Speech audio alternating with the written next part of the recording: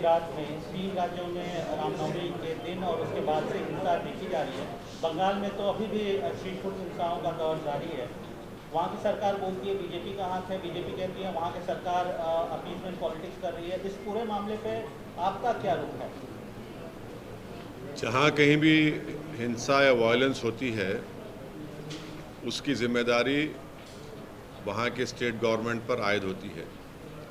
ये उनकी नाकामी है कि उन्होंने उस वायलेंस को रोका नहीं, और साथ ही साथ ये उन लोगों का भी उसमें इन्वॉल्वमेंट होता है जो अगर कोई प्रोसेशन निकालते हैं और वो प्रोसेशन में वायलेंस होता है तो जो ऑर्गेनाइजर्स है उनकी भी जिम्मेदारी उस पर आयद होती है कि उन्होंने उस वायलेंस को रोका नहीं बल्कि उसको आगे बढ़ाया भी। ये दो चीज़ें फैक्ट है, इसको कोई डिनाई नहीं कर सकता है।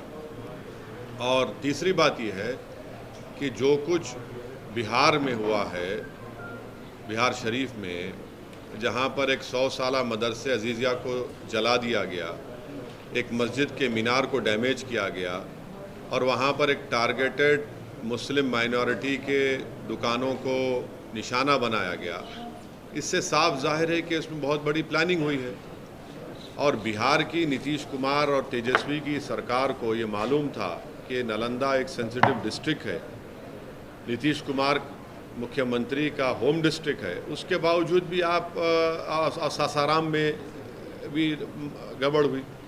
तो ये सरासर बिहार में जो कुछ हुआ ये सरकार के ऊपर जिम्मेदारी आयद होती है कि उन्होंने वायलेंस को रोका नहीं, और उनको मालूम था, उनके पास रिपोर्ट्स, इंटेलिजेंस रिपोर्ट्स थे कि यहाँ पर वायलेंस हो सकता है। 2016 में भी इस तरह का एक वायलेंस नालंदा में हुआ था, और अफसोस की बात यह है कि वहाँ पर एक मदरसे अजीज़िया को पूरा जला दिया गया। 100 साल का मदरसा, 4000 किताबें उसमें, कुरान करीम भी है, इन्हें मैन्युस्क्रिप्ट से, रेयर मैन्युस्क्रिप्ट, उसको जला दिया गया है। और आपके वहाँ हुकूमत की नाकामी, और आप देखिए कि नीतीश कुमार जो है उन पे कोई रिमोर्स ही नहीं है, उनको कोई तकलीफ ही नहीं हो रही उनको। कल इफ्तार की पार्टी में चले गए, टोपी सर पर पहन लिए, शॉल पहन लिए, अरे कुछ तो हमदर्दी दिखाते, गम दिखाते। और वो आरजेडी का जो नेता है वो कहता है कि ट्वीट कर दिया। अरे भाई ज़बान से बोलो ना, कंडेम करो। तो ये पूरी खुली साजिश है कि बीजेपी इस तरह से ये जो राइट हुआ है बिहार में, उसके ज़रिए से वो अपना कंसोलिडेशन करना चाहते हैं, और नीतीश कुमार और तेजस्वी यादव ये चाहते हैं कि मुसलमानों को बिहार के हमेशा उनके दिलों में खौफ पैदा कर दिया जाए। तो सुनिए, ट्वीट से काम नहीं होगा। आप सत्ता में हैं, आप मंत्री हैं, आप पावर शेयर कर रहे हैं, क्यों नहीं अभी तक आप और आपके चचा जाकर उस जगह का इंस्पेक्शन करते, उस मदरसे अजीज़िया का, उस मस्जिद को जुटाने की कोशिश की गई थी? क्यों नहीं आपकी सरकार ने अब तक कंपनसेशन का ऐलान किया? क्यों नहीं अभी तक आपने उन पुलिस वालों के खिलाफ एक्शन लिया जिनकी मौजूदगी में वायलेंस हुआ? क्यों नहीं आप ये अरेस्टिंग जो लोग किए कर रहे हैं? ये तो इनकी नाकामी है, बिल्कुल सरासर इनकी नाकामी है, और हम कंडेम करते हैं। और देश के होम मिनिस्टर बोलते हैं कि उल्टा लटका देंगे अगर उनकी सरकार होती। तो फिर वडोदरा में क्या हुआ? उल्टा लटका देंगे तो कर्नाटका में इदरीस पाशा को जिसने मारा उसको उल्टा लटकाएंगे होम मिनिस्टर साहब। कर्नाटका में आपकी सरकार है ना, आपका मुख्यमंत्री है।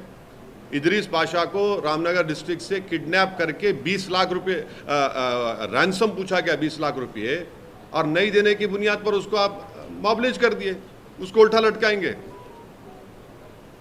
जुनैद नसीर को हरियाणा में मार दिए ले जाकर, क्या होम मिनिस्टर अमित शाह उन जो मारने वालों को उल्टा लटकाएंगे? ये कौन सा ये बात करते हैं? तो बंगाल के हिंसा को कैसे देख रहे हैं सर? मैं जो वायलेंस होता है उसकी जिम्मेदारी स्टेट गवर्नमेंट पर आयद होती है, वो उनकी नाकामी है। और जो प्रोसेशन निकालते हैं उन पर भी जिम्मेदारी आयद होती है कि उनका प्रोसेशन निकाला गया, उनकी भी जिम्मेदारी होती है कि वायलेंस को ना होने दें। ममता बनर्जी ने ये बोला है सर कि जहाँ से प्रोसेशन निकलता है वो मुस्लिम इलाके में नहीं जाए, और उन्होंने ये भी बात कही है कि सेंटर से लोग आए थे, 5 स्टार होटल में रुके थे और उन्होंने पूरी साजिश रची है। तो आप क्या सो रहे थे? होटल में रेड मारना था, आप उनको उठाना था होटल से उनको। और अगर जुलूस का परमिशन जो एक रूट दिया गया था, अगर रूट से अगर कोई डाइवर्ट कर रहा है तो आप उनको रोक देते वहाँ पर। हर प्रोसेशन का एक रूट मैप होता है ना, आप रूट मैप को फॉलो करिए। तेलंगाना में भी हेट स्पीच का मामला सामने आया सर, रामनवमी के दिन केस तो दर्ज हुआ है लेकिन कोई पुख्ता कार्रवाई नहीं। हम तेलंगाना सरकार से इस बात का डिमांड करते हैं कि जिस शख्स ने वाहियात बातें की हैं उसका बेल का कंडीशन यही था कि वो दोबारा इस तरह की बकवास और हेट स्पीच नहीं देगा। उन्होंने इस तरह का भाषण देकर अपने बेल कंडीशन का वायलेशन किया है। हम उम्मीद करते हैं कि हाई कोर्ट में उनका बेल कैंसलेशन के लिए कमिश्नर ऑफ पुलिस और यहाँ का एडमिनिस्ट्रेशन उस पर एक्शन लेगा। और उसी शख्स के ख़िलाफ़ महाराष्ट्र में भी एफआईआर हुआ है, तो वो बार बार अपने ही बेल के कंडीशंस को वायलेट कर रहे हैं और ये फिट केस है उनके ख़िलाफ़ लीगली आगे बढ़ने के लिए। और संगारेड्डी में जो पटनचेरू में जिस 3 बच्चों को मारा और पीटा गया मार्केट के मामलात में, कल मेरी डीएसपी संगारेड्डी से बात हुई है। उन्होंने मुझे यकीन दिलाया है कि वो अनलॉफुल कन्फाइनमेंट और असॉल्ट का केस बुक किए हैं। मैंने उनसे कहा है कि सर वो उसमें सेक्शन लगाइए 307 अटेम्प्ट टू मर्डर का, क्योंकि एक बच्चे का हाथ टूट गया, दूसरे बच्चे के दांत टूट गए हैं। तो खैर उनको नहीं पता था। आज हमारे पार्टी के लोग वहाँ गए हैं, उन बच्चों को भी लेकर गए, केस रजिस्टर हुआ है और उन्होंने मुझे यकीन दिलाया कि अनकरीब में उन तमाम जो एलिज्ड एक्यूज है उनको जल्द से जल्द गिरफ्तार किया जाएगा। इस तरह की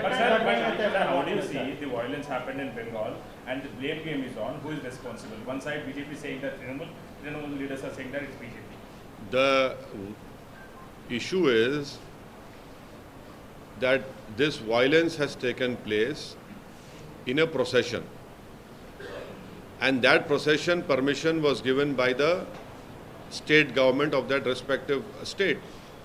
So the responsibility lies at the organizers of the procession and also at the doorstep of the state government, because it is the failure of the respective state governments that they had failed in discharging their duty of stopping the violence.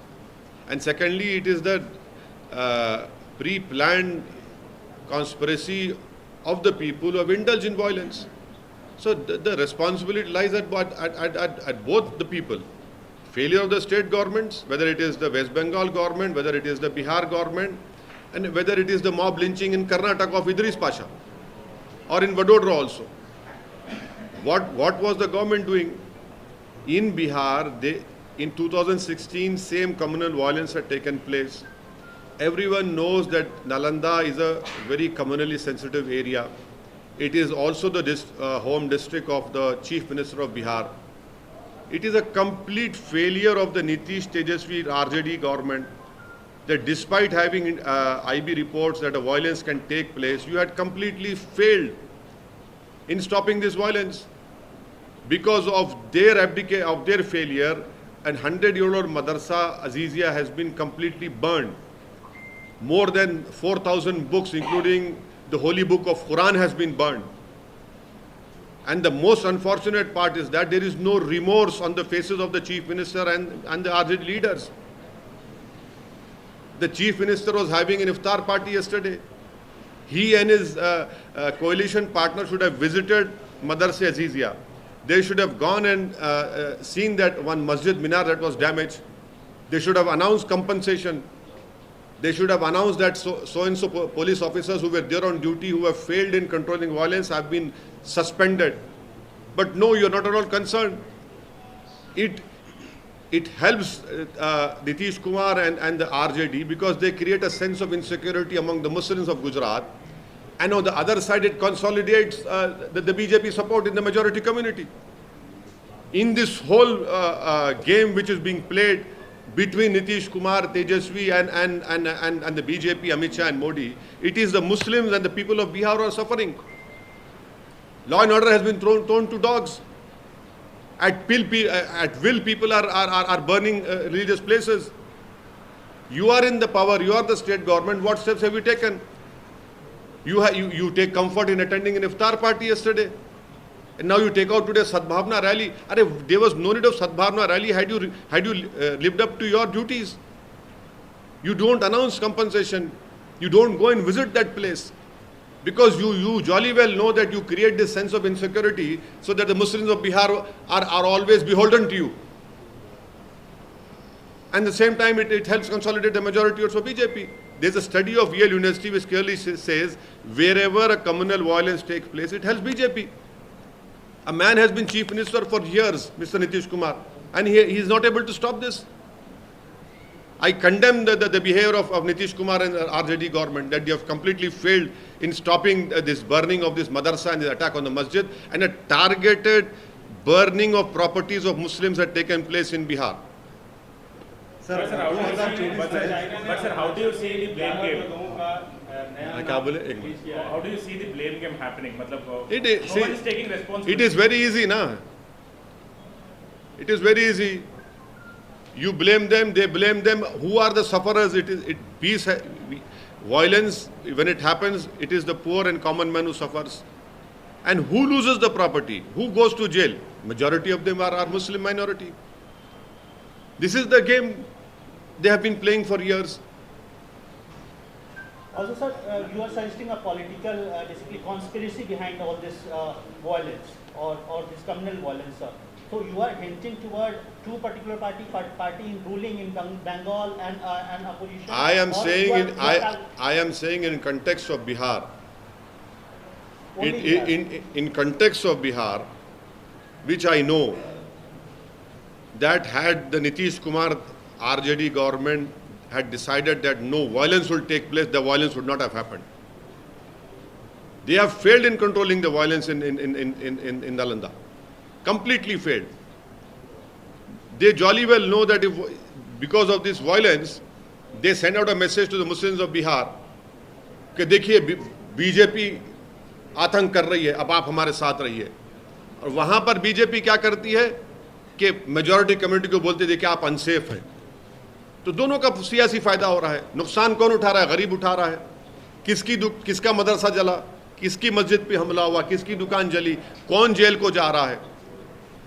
यानी मुख्यमंत्री हैं और आप जबान से इसको condemn नहीं करते, ट्वीट करते हैं उनके अलायंस पार्टनर, इफ्तार की दावत कल खाते हैं, खजूर खाते हैं, कंपनसेशन अनाउंस नहीं करते, जाकर विजिट नहीं करते, वहां पर कुछ नहीं करते, क्योंकि मालूम ये कहां जाएगा बिहार का मुसलमान हमको छोड़कर.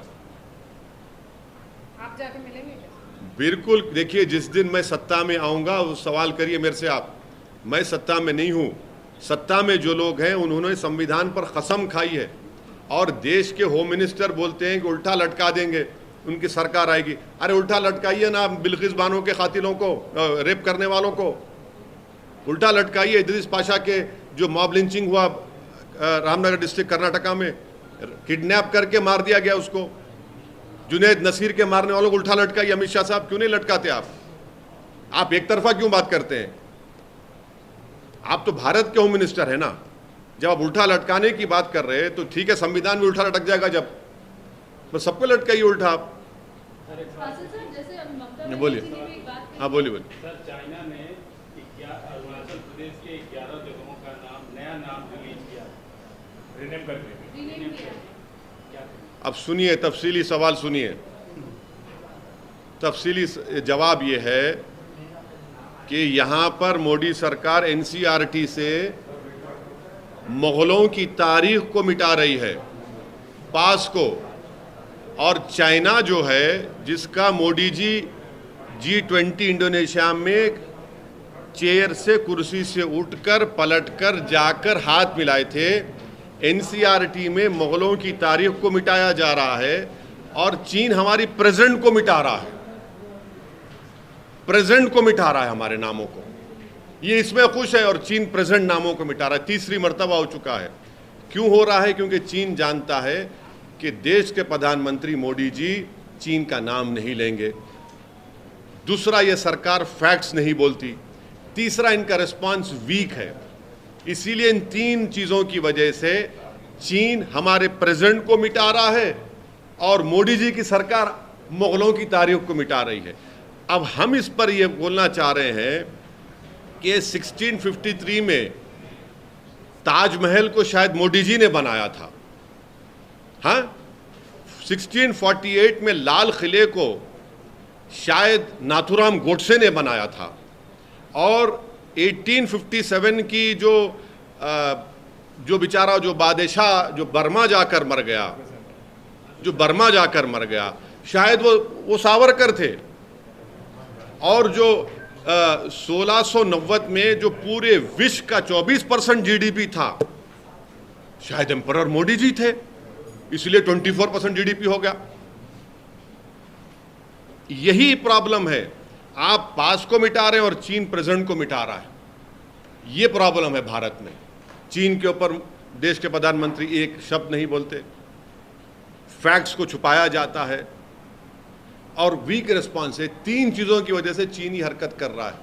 अब आप बोलिए क्या हमारा रिस्पॉन्स है? कुछ नहीं है, हम नहीं माने। अरे क्या आपके देश के इलाकों का नाम मिटा रहा है, आपको उसकी फिक्र ही नहीं है, मगर आप तारीख मिटाएंगे। 1650 में, 1640 में, सन 57 में क्या हुआ था। अरे भाई ये देखो, आप सत्ता में है, ये क्या हो रहा है, इस पर गौर करिए। सर, इस बार के पार्लियामेंट सेशन में बहुत सारी खेमेबंदी हुई, कई पार्टियां एक साथ मिलकर खड़ी हुई, सब अपना अपना स्टैंड क्लियर कर रहे हैं। आप अभी तक अपना स्टैंड नहीं क्लियर। क्या मेरा स्टैंड क्या है? मैं तो हमेशा बीजेपी को अपोज कर रहा हूं और करता रहूंगा।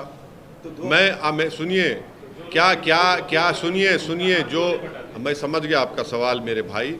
यूएपीए का जब कानून जुलाई अगस्त 2019 में अमित शाह होम मिनिस्टर लेकर आए थे, तो क्या कांग्रेस ने सपोर्ट नहीं किया था? और असदुद्दीन ओवैसी ने अपोज किया। हम तो हर कानून अपोज करते हैं, हम तो क्लियर कट हैं, बीजेपी के खिलाफ थे, हैं और रहेंगे आइडियोलॉजी की बुनियाद पर। हम तो कह रहे हैं कि 2 समंदर के किनारे एक हो ही नहीं सकते कभी। तो क्या 2024 में, जैसा कि तमिलनाडु के मुख्यमंत्री बोल रहे हैं कि अलग अलग चेहरे होने से नुकसान हो सकता है, तो एक ही चेहरा अपोजिशन का होना चाहिए, मोदी और बीजेपी को लेने? क्या उन्होंने ऐसा कहा है क्या? हाँ, उन्होंने कहा कि सब विपक्षी पार्टियों को एक साथ एक मिलकर आना चाहिए और एक ही चेहरा होना चाहिए, ताकि मोदी को, प्रधानमंत्री को। एक चेहरा कौन है वो? केसीआर साहब। हाँ, इन्हें एक चेहरा उन्हें बोले क्या उन्होंने? एक चेहरा कौन है? सभी लोग कोशिश कर रहे हैं। कौन? केसीआर साहब। नहीं, एक चेहरा उन्होंने बोले क्या? एक चेहरा कौन है? हम क्या बोल रहे हैं, भारत में अगर 24 में नरेंद्र मोदी को हराना है, बीजेपी को नहीं, नरेंद्र मोदी को दोबारा सत्ता से आने से रोकना है। बीजेपी अब नहीं रहे, खाली नरेंद्र मोदी पार्टी हो गई। वो नरेंद्र मोदी को रोकना है तो 540 पर 540 चेहरे मिलकर मोदी को हराना चाहिए। मैं शुरू से कह रहा हूं ये स्ट्रेटेजी कामयाब हो सकती है। अगर आप ये चेहरों को लेकर जाएंगे तो फिर बीजेपी को फायदा हो जाएगा। 540 में बहुत सारे तो वही लोग के हैं ना सर। कहाँ नहीं, आगे जब मतलब आप ये कह रहे हैं कि 540 में जो अब हैदराबाद का इलेक्शन होगा, सिकंदराबाद का इलेक्शन होगा, वरंगल का होगा, आदिलाबाद का होगा, निज़ामाबाद का होगा, निज़ामाबाद वर्सेस मोदी। सुनिए, हाँ, अभी देख लो क्या होता, देखो अभी देख लो, महबूब नगर वर्सेस मोदी, किशनगंज वर्सेस मोदी। हाँ, ये होना चाहिए। अगर आप ऐसे चेहरों को लाएंगे तो फायदा नहीं होने वाला है। खैर वो लोग बड़े लोग हैं भाई, हम क्या बोल सकते हैं। हम तो ट्विंकल ट्विंकल लिटिल स्टार हैं। उनको उनके ख्वाब हैं, उनके जो भी ख्वाहिशात हैं, वो शायद वो देख के। यूनाइटेड अपोजिशन के पक्ष में हैं। आप जुड़ेंगे उनसे? अरे हम ही तो मुकाबला कर रहे हैं बीजेपी से। नहीं, वो कह रहे हैं। सुनिए मैडम, नुकसान जुनैद नसीर को हो रहा, नुकसान अखलाक पीलू को हो रहा, नुकसान इदरीस पाशा को हो रहा, मदरसे अजीज़िया जला दिया जाता है, नालंदा में मंसूर की मस्जिद पर हमला होता है, गालियां हमको दी जाती हैं, हर भाषण में गालियां हमको दी जाती हैं, यानी गंदी गंदी वाहियात बातें की जाती हैं। मेंबरशिप अब्दुल्ला आज़म की चले जाती है, मेंबरशिप फैसल की चले जाती है। कितने मिसालें आपको दूं? विक्टिम तो हम है ना, आप तो विक्टर हैं, विक्टिम तो हम है। सर, आपका कहना है कि यूनाइटेड अपोजिशन हो लेकिन कोई चेहरा ना हो, ये आप कहना चाहते हैं? ये मेरा मानना ये है कि भारत के जो लोकसभा के चुनाव होंगे, हर लोकसभा सीट पर बीजेपी से मुकाबला करने की ज़रूरत है, और वैसा होगा तो तभी तो कुछ होगा। तो क्या आप उनके साथ मिलेंगे सर, ये सवाल है। उनसे पूछिए मेरे से मिलना चाहते क्या। सर, तेलंगाना स्टेट के यूथ के लिए आप काफ़ी काम करते हैं। तेलंगाना स्टेट के यूथ के लिए, खासतौर से हैदराबाद के यूथ के लिए आप काम करते हैं, तमाम एजुकेशन इंस्टीट्यूट चलाते हैं। यहाँ के यूथ को लगातार कई परेशानियां सामना करना पड़ रहा है। TSPSC का इशू आया, पेपर लीक इशू। कल विकाराबाद में SSC का पेपर लीक हुआ। आज फिर वारंगल और तमाम जगहों से पेपर लीक का इशू आ रहा है। आप यहाँ की हुकूमत से क्या मांग करते हैं? नहीं, अब तो जो कल जो लीक हुआ उस पर तो बोल रहे कि उसका इतना उसका कोई इम्पैक्ट नहीं होगा। ये आज का मेरे को नहीं मालूम, मगर पेपर लीक आज का कंप्लेंट भी DO ने कंप्लेंट लॉन्च किया पुलिस से। जैसे शुरू हुआ उसके बाद लीक हुआ। अच्छा, लीक हुआ सर। नहीं मतलब नहीं, लीक हुआ। नहीं, तो एग्ज़ाम शुरू होने के बाद लीक हो गया। एग्ज़ाम शुरू में लीक, ठीक है, सरकार जांच करे, कौन कर रहा है उसके खिलाफ एक्शन ले। और जो पब्लिक सर्विस कमीशन का जो लीक हुआ है वो बड़ी अफसोसनाक बात है। कई नौजवान तकलीफ़ में हैं। हम उम्मीद करते हैं कि जो SIT बनाई गई है वो उन लोगों को सख्त से सख्त सज़ा दिलाएगी, और सरकार फ़ौरन जो ऐलान किया है, उन्होंने अनाउंसमेंट किया है कि उसका अलग पेपर किया जाएगा। यकीनन तकलीफ़देह बात तो है, उन बच्चों के लिए तो बड़ी तकलीफ़देह बात होगी जो बड़ी मेहनत और जुस्तजू के साथ किए हैं। मगर हम उम्मीद करते हैं कि जल्द से जल्द एग्ज़ाम हो, और इंशाअल्लाह हमको यकीन है कि वो एग्ज़ाम होने के बाद जितने भी पोस्ट नोटिफाई हुए हैं वो 2018 से पहले वो नौजवानों को नौकरी मिलेगी। ये हमको यकीन है। सर, डिस्क्वालिफिकेशन की बात आपने की है, कुछ ही देर पहले डिस्क्वालिफिकेशन की बात की है। क्या डिस्क्वालिफिकेशन? डिस्क्वालिफिकेशन, हाँ। अलग-अलग लोगों के डिस्क्वालिफिकेशन। राहुल गांधी का डिस्क्वालिफिकेशन जो चल रहा है, हाँ। कल भी आपने देखा कई सारे लोग उनके वहाँ पर हाँ, गए। जाना चाहिए, उनकी पार्टी का मामला है, मैं क्या करूँ। तमाम अलग दीगर पार्टियों के लोग अपनी जो सियासी अदावत है बुलाकर राहुल गांधी के साथ खड़े रहे। आपका क्या स्टैंड? अरे मैं तो देखिए, मैं उम्रा करने के लिए गया था। इम्तियाज़ जलील साहब ने पार्टी का स्टैंड वाजे किया है। उन्होंने कहा है कि जो राहुल गांधी के साथ हुआ है वो नहीं होना था। और वो दूसरा हमने ये कहा है कि भैया आपको ये जो आप जो गम और गुस्से का इजहार कर रहे हैं वो अब्दुल्ला आज़म पर भी करिए ना। एक धरने के केस में मेंबरशिप चले गई उसकी।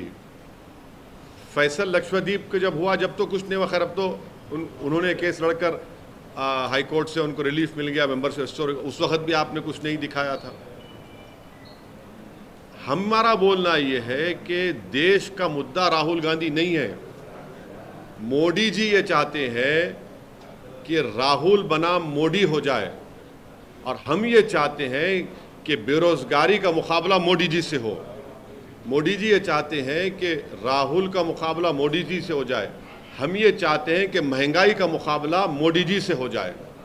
मोदी जी ये चाहते हैं कि राहुल का मुकाबला मोदी से हो जाए। हम ये चाहते हैं कि चीन हमारी ज़मीन पर कब्जा करके बैठा है और मोदी जी खामोश बैठे हैं। ये मुद्दे हैं। मोदी जी ये चाहते हैं कि ये इनको सामने कर दो। हम ये फिर से कह रहे हैं कि 24 में 540 चेहरे जब उभरेंगे तभी आप नरेंद्र मोदी को सत्ता से दूर रख सकते हैं। बीजेपी नहीं है, नरेंद्र मोदी पार्टी है ये, हम मानते हैं उस बात को।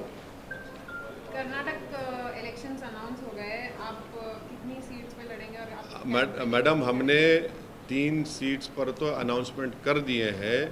अनकरीब में और भी इंशाअल्लाह ताला सीट्स का आपको अनाउंसमेंट भी कर सकते। अलायंस अगर होगा तो वो भी बता पाएंगे आप। पंडित सर का कहना है सर कि ओल्ड सिटी में एक खास तबके के नवयुवकों को रमजान में छूट मिलती है।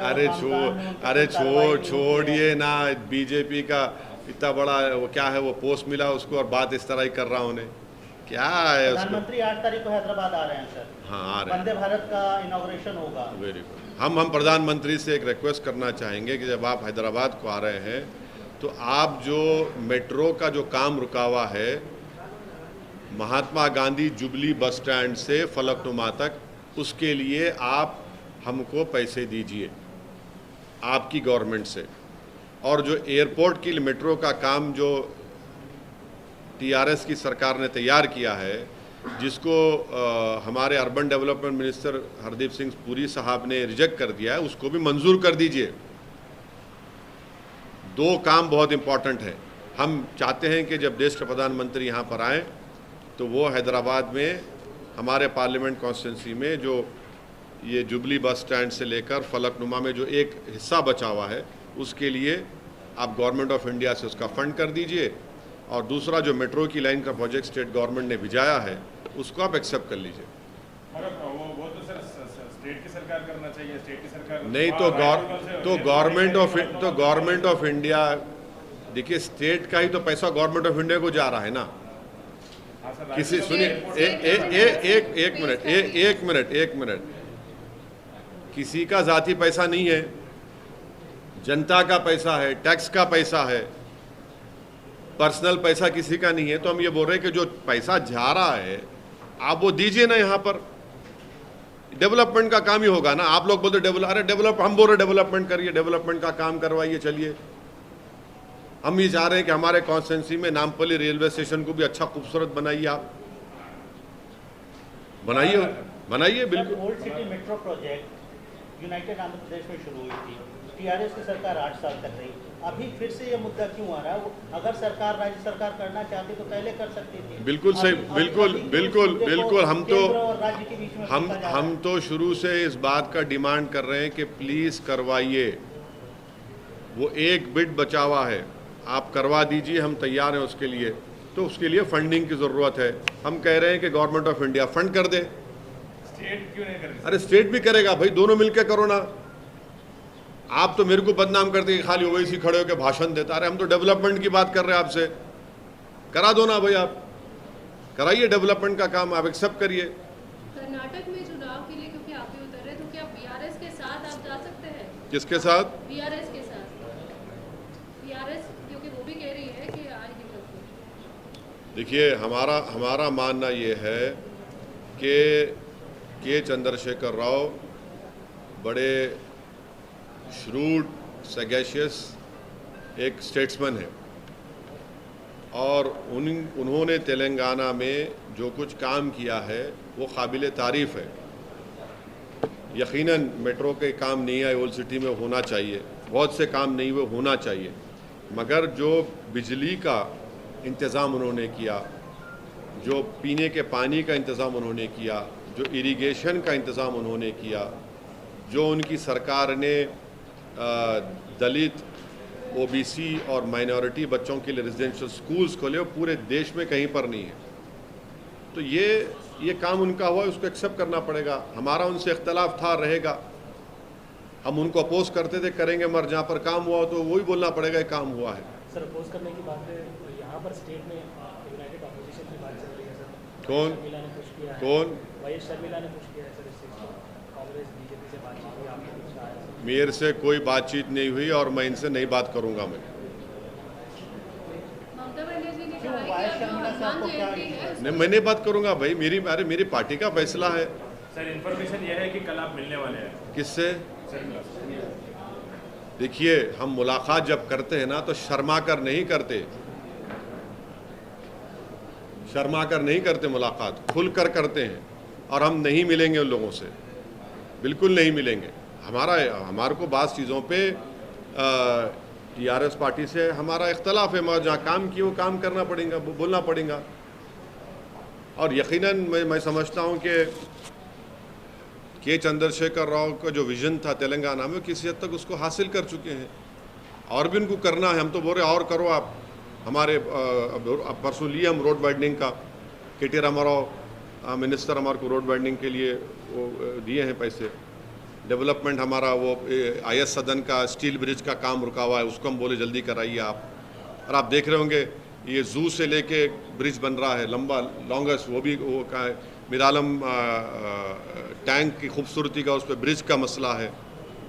ये सब हम दौरा होना है सर आपका? हाँ, राजस्थान होगा। राजस्थान में हमने एक स्टडी करवाई है राजस्थान के मुसलमानों की बैकवर्डनेस के ऊपर, socially, educationally, poverty, health, unemployment, ये सब करा है। उसकी रिपोर्ट का हम अप्रैल के 2nd हफ्ते में जयपुर जाकर एक्सपर्ट्स को बिठाकर वो रिपोर्ट हम लोग रिलीज़ करेंगे और बताएंगे कि कैसा राजस्थान के मुसलमानों को ठगा गया है, चाहे वो भाजपा की सरकार हो या कांग्रेस की हो। वो रिपोर्ट राजस्थान में पार्टी की क्या तैयारियां हैं सर? चल रही है। पार्टी कैसे नहीं, कितने सीटों पे आप? देखिए, हमारी तैयारी चल रही है, हमको कामयाबी मिल रही है। हम जब बोले जनवरी में कि राजस्थान में बजट सिर्फ 99 करोड़ है, अशोक गहलोत ने उसको बढ़ा दिया, 299 करोड़ कर दिया। और फिर उसके बाद हम जुनैद और नसीर के घर पर जाकर मिले, मुख्यमंत्री को हमने कहा क्यों नहीं जाएंगे, उनको जाना पड़ा। हम हिसार गए, अब मुख्यमंत्री वहाँ पर जा रहे हैं। तो हमारा काम चल रहा है, अच्छा काम चल रहा है। हमारी टीम, जमील खान साहब और पूरे हमारे कोर कमेटी के मेंबर्स बड़ी मेहनत कर रहे हैं और हम भी जा रहे हैं। मध्य प्रदेश में भी जाएगी पार्टी सर? मध्य प्रदेश में अभी हमारे को संगठन को और मजबूत करना है। अभी हम अनकरीब में हमारे उस संगठन के पोस्ट होल्डर्स का अनाउंस करेंगे, उसके बाद देखेंगे। सेंसस की बात आ रही है, उस पर वापस आ रहा है कि स्टालिन ने भी कहा कि सेंसस के ऊपर काम होना चाहिए, उसके बारे में आना चाहिए, कास्ट सेंसस जो है उसको लेकर। हाँ, कहाँ करवा दीजिए ना, जब आपके स्टेट में जहाँ जहाँ आप लोग स्टेट में पावर में वहाँ करवा दीजिए। और जब सेंसस की रिपोर्ट आएगी तो जिस कास्ट को बढ़ के हिस्सा मिला, जो पॉपुलेशन में कम है और जो पॉपुलेशन में ज़्यादा है जिनको हिस्सा नहीं मिला, उसका देंगे हिसाब।